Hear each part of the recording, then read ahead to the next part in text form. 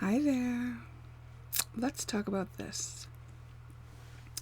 So this is on my TikTok feed, and this is a conversation between Dahlia Kurtz and Dr. Gabor Mate. I apologize if I've not pronounced this exactly correct, but she's asking a question about siblings that are raised by the same parents turning out differently. And he answers, and then I want to talk about it some more. Same parents, in the same way. One becomes a narcissist, and one doesn't. Because no two kids are raised in the same family. No two children have the same parents. Do you have siblings? Yes, older and younger. You weren't raised in the same family. You were never the oldest child, were you? You've never had that experience of being the oldest child. You've had the experience of the middle child, which is often very difficult, by the way, because you no longer, you neither have the respect and authority of the oldest, nor the cuteness and lovability of the youngest. You can't compete with a baby, for cuteness. Not only that, when your parents had you, and when they had your younger siblings perhaps, they might have been in a different stage in their own personal development, or in a different stage of their relationship, or a different economic position. Furthermore, you never had the experience of not having somebody older in the family than you. You never had the experience, at least until your younger sibling came along, of the insult of I was the only one, and all of a sudden I have to share my attention with this young interloper, which is what your oldest sibling had to do. Yeah. So no two children. Not only that, even more importantly, temperamentally, every child is different, and that means they evoke a different part of the parent. So even if the parent loves the kids equally, which is not, I'm not questioning, they will not respond to the child the same way. The child will not evoke the same responses from the parent, one child or the other. So no two kids have the same parents. How could you have, let's say, people who are raised by the same parents in the same way? One becomes a narcissist, and one doesn't. Because no two kids are raised. Okay, so I think that he answers the question very well, and he does talk about the varying temperament of different children, and also the varying energy and dynamics of the parental figures. These seem like really, common sense things. However, take this example and apply it to our society at large, and think about a segment of the population that you might judge, that you might hold as not doing well enough, that you think that they could do better, you think that they've made bad choices in their life, or whatever judgments you're holding against a segment of the population. Maybe it's a segment of population that is doing crime or using drugs or not working or whatever it may be that you're projecting that judgment upon, because it's your judgment. Not everyone judges them, but you do, so you can tell that that's your perception, right? And you may have a lot of reasons why you feel justified to think what you think about this segment of the population, or even a particular person. Maybe a person is coming to mind, and you have a judgment towards this person, and you think that they could do better if they had just made different decisions and whatnot, right? But if you apply this concept that he's explaining very plainly to the same situation that you're thinking of, you don't know the temperament of this person. You don't know what their perception and experience was to get them to where they are, that led them to the decisions that they've made. And you're not meant to. You're meant to tend to your own perceptions and your own experiences. And then when you feel fulfilled, and when you don't have the need to project your wounding onto other people because you've taken care of all your wounding, then you give from your overflow.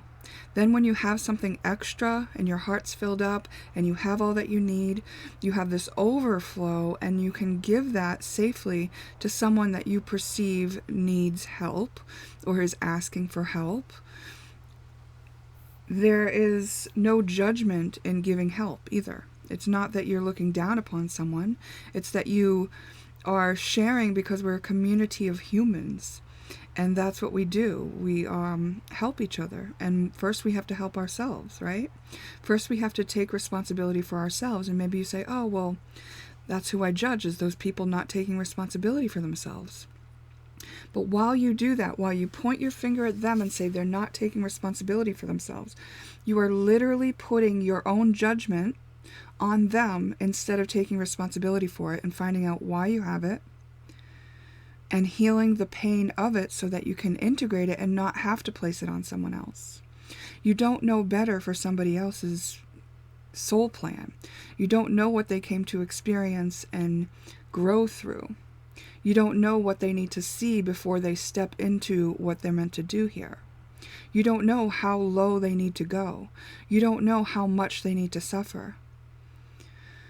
Any judgment, expectation, or pain that you feel about another person's experience is your own, and it is your job to take responsibility for it. It's each of our job to take back all of our projections and take responsibility for our own pain. So when I do astrology, the astrology changes. It's unique for every single person on Earth.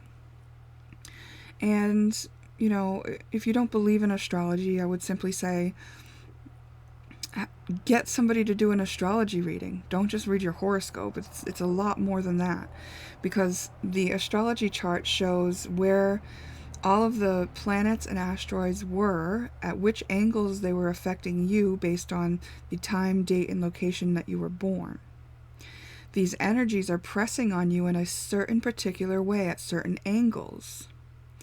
These angles dictate how this energy is available to you for use in your navigation of this hologram that you're living in. Every single person has a different angle. Even if you're twins born a couple minutes apart, you're literally at the first breath is when that energy imprints on you. So you are literally having a unique experience, every single person. So you cannot possibly know what another person's experience really is. And maybe you've had similar experience, and maybe you think that it should be handled a certain way, but maybe you're wrong. Maybe that person has had other experiences that mingle in with what they're dealing with that will bring them to an even greater understanding, a greater knowing, a greater solution that will help a lot more people when they're inspired to see how this person has done it for themselves. It's a waste of time to go around dictating and judging people. That's your stuff, and your responsibility is to take care of it. Like, no judgment is valid. No judgment is valid. Discernment, sure. If you know somebody is living a criminal life and you want to lock your doors around them, that's not judgment, that's discernment. That's saying, well, I value what I have and I want to protect it, so I'm going to lock my door. Like, that is not a judgment. That's not what I'm saying. Judgment is saying that person's a scum of the earth, they're not worth anything, they are, you know, lower, lesser, a waste of life, whatever those are judgments. Those are indications that you have a part of you that wouldn't love you if you did that. And you need to love all parts of you. If you know there's a part of you that's capable of that, or if you know there's a part of you that's judgmental of that, both of those things are worthy of your own love. So if you do judge somebody like that, love the part of you who feels that. Understand why you feel that. Let that part of you be a lovable part of you. And once you've loved the part of you that could hold such hate for somebody else, that part of you doesn't feel hateful anymore. It's alchemy. Okay? Hate is a thing that we project. Hate is a thing that we put outside of ourselves because it doesn't feel good, because it's an unloved part. Love is the answer. Love is always the answer. So whenever you find yourself feeling very justified to judge another person or segment of the population, remember that they've had their own experiences. They're not here to answer to you, and you're literally just wasting your time away by pointing at them instead of taking care of your own stuff. You're being in the moment what you're seeing in them.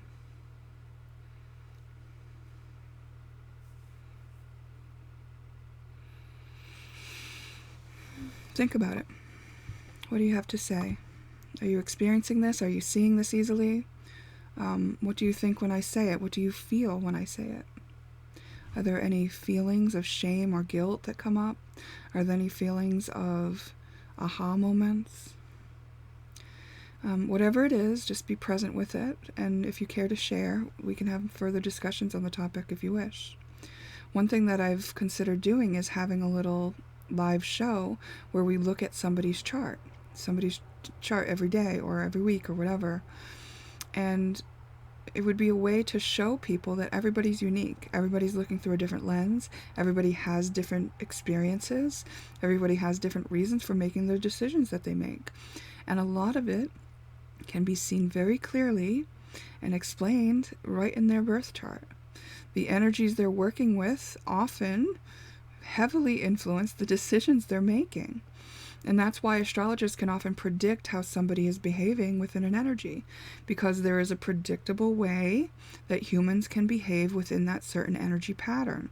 But it doesn't mean that a human can't also use their free will to balance out that energy and escape from the pressures of it. That is completely possible, and I think that's what the goal is when we look at our charts, that we use those energies to our free will, not within a prescribed program that we use to cope with the energy. You see? The difference is that when we don't understand something, we cope with it. Once we can understand it, and the chart can help us do that, then we don't have to cope with it anymore. Now we know that we can use our free will to decide how to use it. So we're all at different levels of understanding, and we're all meant to be at different levels of understanding. And wasting our time expecting somebody else to understand more than they do is literally just us projecting our own misunderstanding onto them.